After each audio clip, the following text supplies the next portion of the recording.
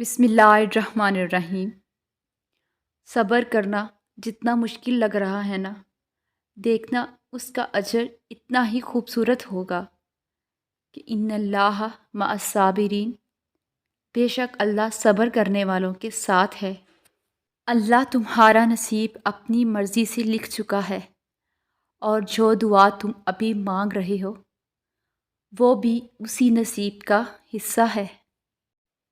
ابھی بھی وقت ہے، لوٹ جاؤ اس کی طرف کہ وہ ابھی بھی تمہارے لوٹنے کا انتظار کر رہا ہے، اور اللہ بہت جلد تم تک ہر کھوئی ہوئی چیز واپس لے آئے گا، جیسے وہ اندھے کنویں سے حضرت یوسف علیہ السلام کو نکال کر حضرت یعقوب تک لے آیا تھا۔ بس اب وقت ہے ہر معاملہ اس کے سپرد کرنے کا،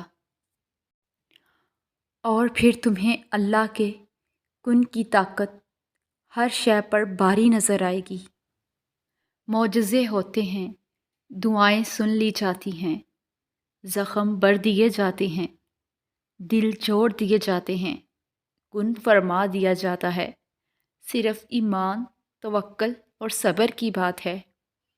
بس اللہ پر توکل رکھو، اور اللہ فرماتا ہے میں بہتری سے پہلے دیری کرتا ہوں، اور میں انہی کو آزماتا ہوں جنہیں میں پسند کرتا ہوں۔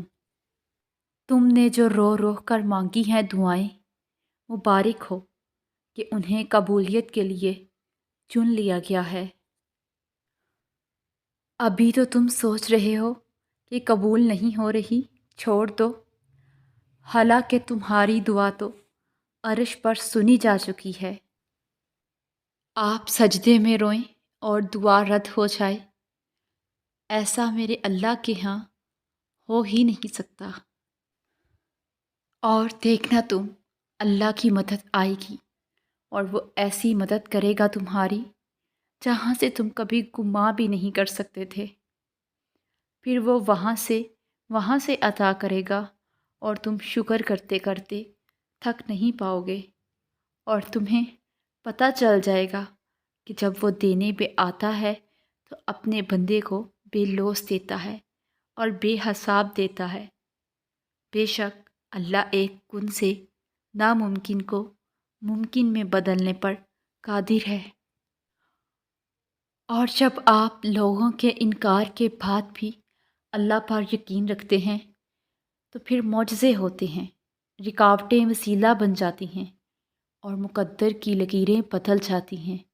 لوگوں کی ان باتوں پہ دھیان نہ دیں جو آپ کو نا امید کرتی ہیں، بلکہ اپنے رب پہ بھروسہ رکھیں جو ہر چیز کو ممکن کرنے پہ قادر ہے۔